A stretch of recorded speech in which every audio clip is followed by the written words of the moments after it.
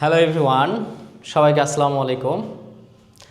আজকে নবম দশম শ্রেণীদের জন্য তোমাদের রসায়ন তৃতীয় অধ্যায় অর্থাৎ পদার্থের গঠন এই অধ্যায়ের ছোট্ট কিছু টপিক নিয়ে আলোচনা করব।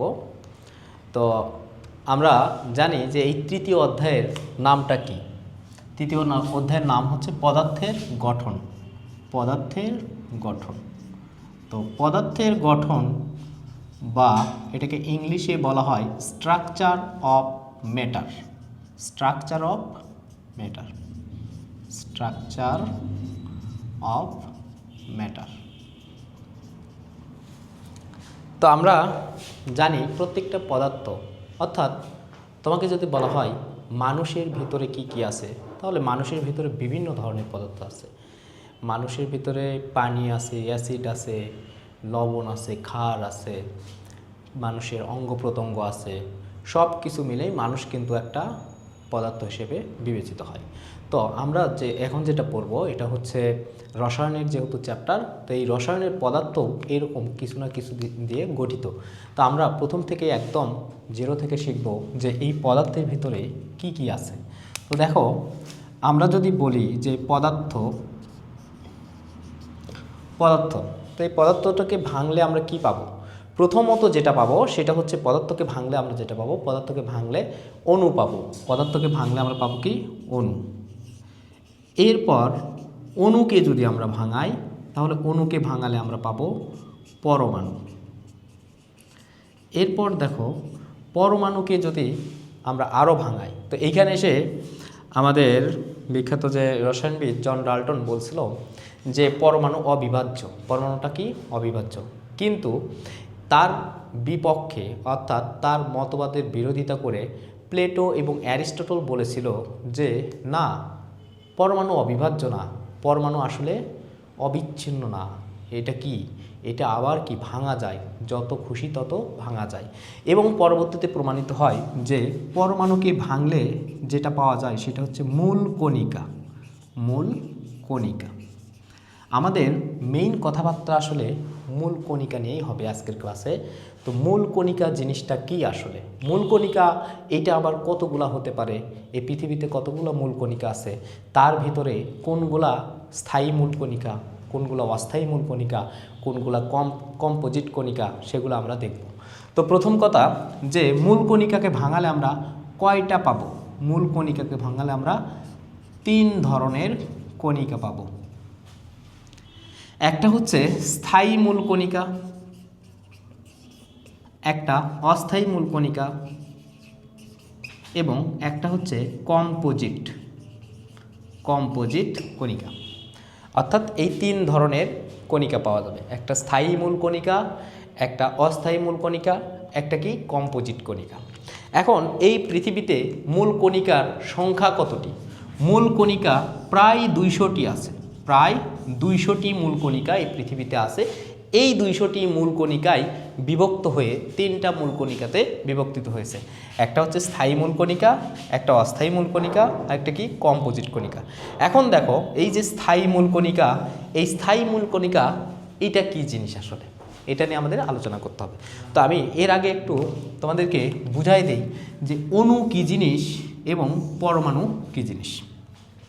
দেখো, আমরা একটু সিকোয়েন্স অনুযায়ী বলবো যে অণু কী জিনিস। অণু হচ্ছে মৌলিক বা যৌগিক পদার্থের বৈশিষ্ট্য রক্ষাকারী ক্ষুদ্রতম কণাকে অণু বলা হয়। মৌলিক বা যৌগিক পদার্থের বৈশিষ্ট্য রক্ষাকারী ক্ষুদ্রতম কণা। দেখো, এক্সাম্পল হিসেবে আমরা কিন্তু বলে পারি যে H2 এটা একটা অণু। এরপর H2O এটাও কিন্তু অণু। সোডিয়াম ক্লোরাইড এটাও কিন্তু অণু। ম্যাগনেসিয়াম ক্লোরাইড এটাও কিন্তু অণু। তাহলে দেখো, অণু মানে একের অধিক পদার্থ পরস্পরের সঙ্গে থাকবে। আর পরমাণু যেটা, পরমাণু হচ্ছে যে একা একা থাকবে। পরমাণু হচ্ছে একা একা। যেমন He একটা পরমাণু, অক্সিজেন একটা পরমাণু, সোডিয়াম একটা পরমাণু, ম্যাগনেসিয়াম একটা পরমাণু। তার মানে আমরা বুঝতেছি যে পরমাণু বলতে একটা, একা একা থাকবে। তাহলে আর যদি একের অধিক পদার্থ একের সঙ্গে যুক্ত হয় তাহলে সেটা হবে অণু। এবং অণু এবং পরমাণু এই দুইটার সাথে সম্পর্কযুক্ত যেটা, সেটা হচ্ছে একটা প্রতীক আরেকটা হচ্ছে সংকেত। এখন কথা হচ্ছে প্রতীক কী জিনিস এবং সংকেত কী জিনিস। দেখো, প্রতীক হচ্ছে কোনো মৌলের নামের সংক্ষিপ্ত প্রকাশ, কোনো মৌলের নামের সংক্ষিপ্ত প্রকাশকে বলা হয় প্রতীক। যেমন এইখানে যেগুলো আছে এগুলো হচ্ছে কি মৌলের নামের সংক্ষিপ্ত প্রকাশ, তাহলে এগুলো কি, এগুলো হচ্ছে প্রতীক, এগুলো হচ্ছে প্রতীক। ধরো তোমার নাম ওমর সানি, তাহলে তোমাকে প্রকাশ করা হবে ও দিয়ে।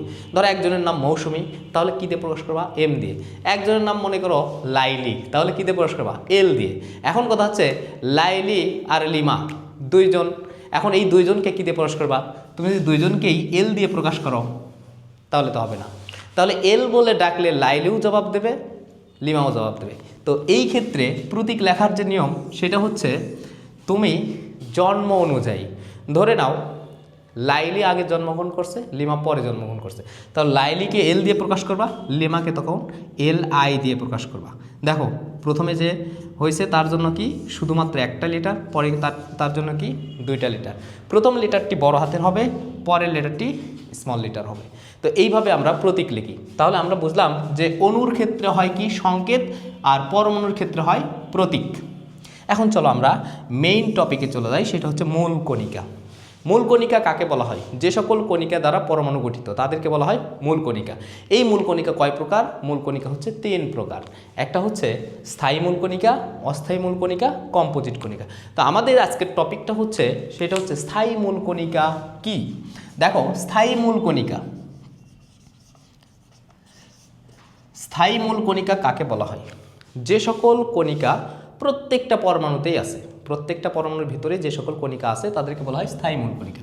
ওই স্থায়ী মূল কণিকা হচ্ছে 3টা, একটা ইলেকট্রন, একটা প্রোটন এবং আর একটা নিউট্রন। তাহলে দেখো একটা ইলেকট্রন, একটা প্রোটন আর একটা হচ্ছে নিউট্রন। অস্থায়ী মূল কণিকা কতগুলো, অস্থায়ী মূল কণিকা অনেকগুলো আছে, তার মধ্যে আমি কয়েকটা নাম বলতেছি। Neutrino, antineutrino, meson, graviton, pion. এবং কম্পোজিট কণিকা হচ্ছে আলফা এবং ডিউটেরন।